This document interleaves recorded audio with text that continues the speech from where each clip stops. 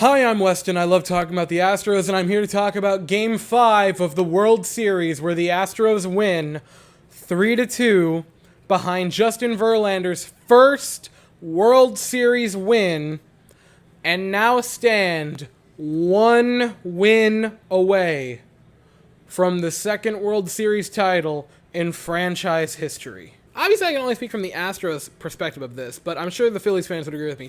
Two fan bases hated this game, and 28 others absolutely loved it, because what nail-biting excitement from start to finish between two teams that kept threatening to have offensive explosions and then ended up having a game where 5 total runs were scored. Because the Astros threatened a bunch, the Phillies threatened maybe even more, and a pretty low-scoring game. But low-scoring games can be way more exciting than high-scoring games. Case in point, if you weren't on the edge of your seat from inning 1 to the last strike, the last out of the ninth, you are lying to yourself. The theme that I've heard nonstop for this World Series, and I feel like this was the game that finally bucked the trend of all of them, but the theme has been cursed. This player, this coach, that coach, cursed. Haunted by past demons. They're all cursed. So many players are cursed. This player, this manager, that coach, they're all cursed. It is an amazement that anyone in the entire city of Houston that's a priest isn't booked solid for the next few months performing exorcisms, because boy gosh golly, every player on the Astros is somehow cursed. And to be fair, there were some cursed-seeming moments in this game where you really thought the trapdoor was going to open up, but it never did. It never did. You thought it. You thought. There were moments in the game where you thought for sure you felt the door start to open. But it never fell. It stayed solid, and the Astros are now one win away. First inning, Altuve jumps on a pitch, a leadoff triple. Altuve had a very nice game tonight, and then Pena singles him home. 4 pitches in, the Astros have a 1-0 lead. Now, strike him out, throw him out, double play, and then a strikeout from Bregman would end the inning. But hey, get on the board, you're attacking, you're being aggressive. That's what you like to see.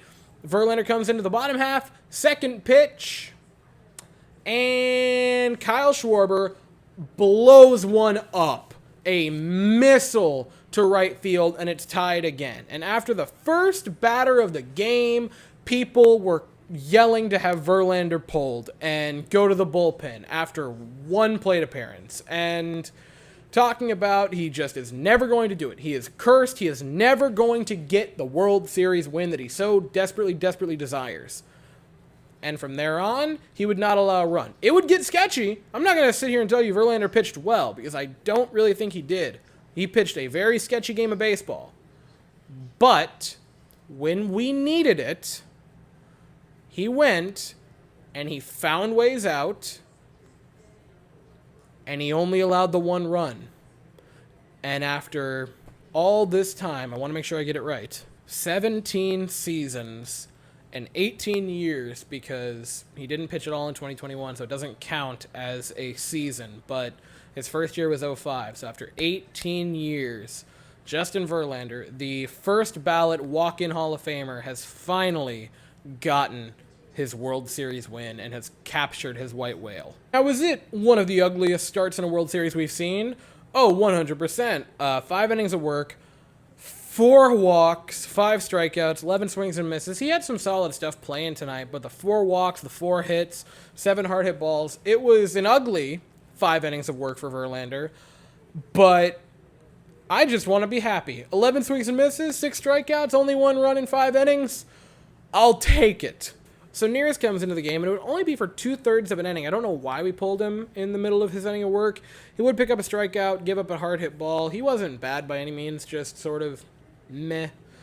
Brian Abreu would come in. He was very solid. Picked up a pair of strikeouts at his inning and a third of work. Brian Abreu has been magnificent this postseason, and if it weren't for a different relief pitcher, Abreu could potentially be the MVP of the entire postseason, but there's another pitcher who we're going to have to talk about, because holy mackerel has he been fantastic. But a solid inning of work for Brian Abreu, or inning plus for Brian Abreu. Also needed to mention this before I get to the next inning, because that's when it starts to get important.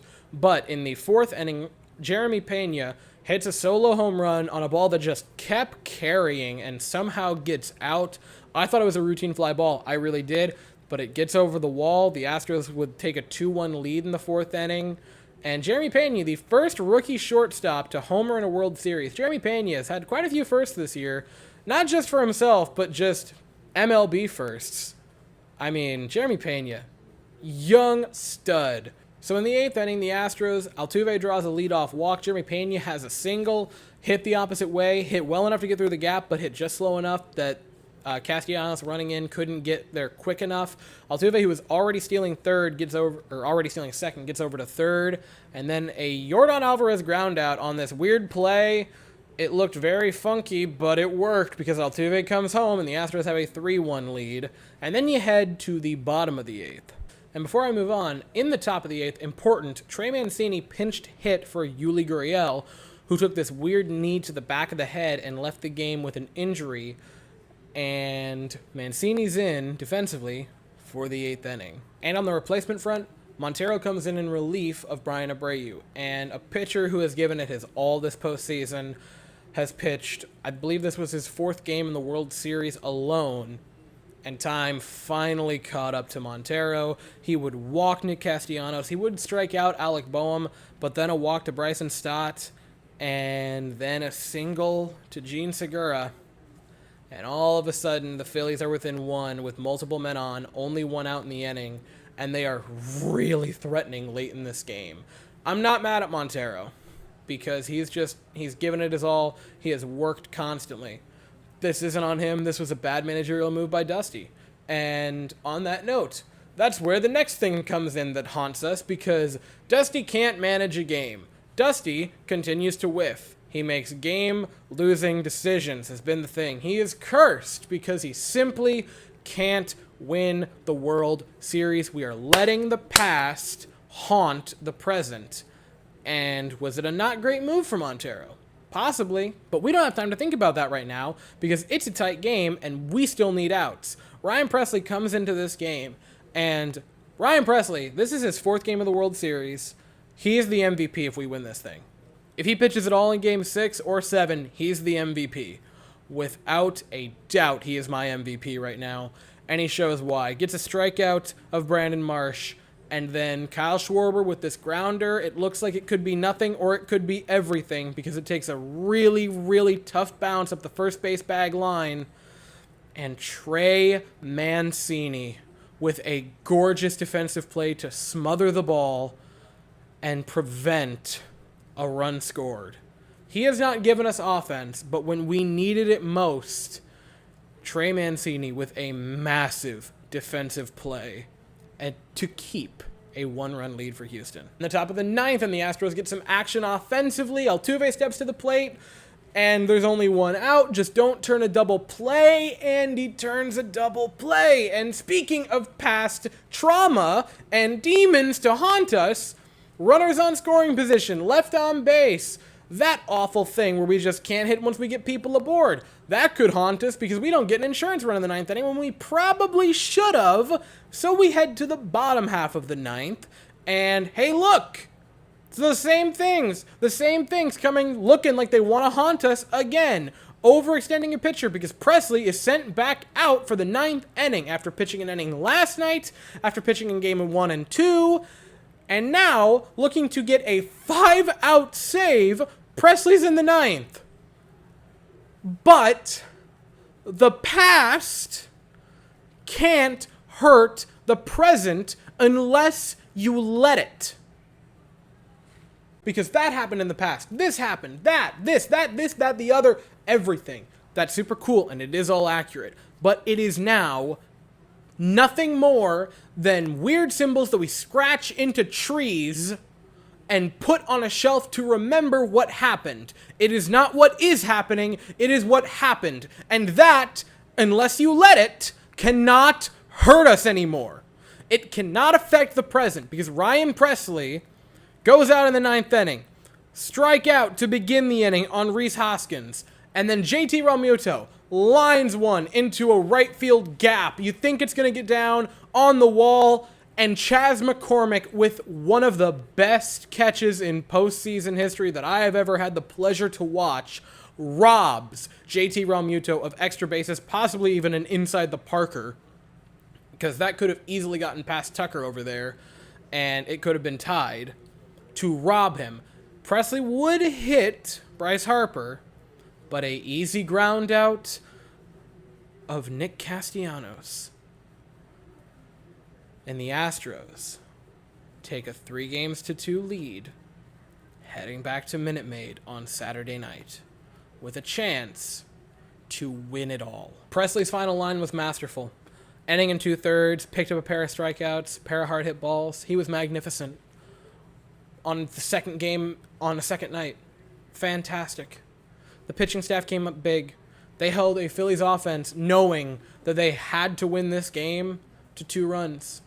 They were fantastic. Offensively, it was the Altuve and Pena show. Altuve had 3 trips aboard, and so did Pena. Altuve would have the double. I'm just realizing now that was ruled a double and an error and not a triple. Thanks, MLB. Anyway, Altuve would have a pair of base hits and a walk, pair of hard hit balls tonight. He looked really solid offensively. Pena would have 3 hits tonight, including a home run and the RBI in the first inning. He would have a pair of RBI tonight. And Jordan's effective ground out was all the Astros needed offensively. On top of that, Bregman had a base hit. Yuli had a base hit before getting pulled. That was the double. Hopefully he's fine for Game 6. You really hope he is, because, gosh, it would just suck if that was potentially the last time we see Yuli in an Astros uniform. I don't even want to think about that. Hensley in the DH had a base hit, and so did Martin Maldonado. So the Astros, on Saturday night for Game 6, have the chance to end it, to exercise their demons, and to win it all again. 8:03 Eastern, 7:03 Central.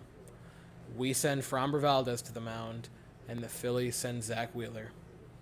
I'll be here for the stream, and I'll be here afterwards. Here we go. But that's all I have for the video this evening. So if you enjoyed it, please consider subscribing. Thank you all so very much for watching. I hope you all have an absolutely fantastic day, and as always, go Stros.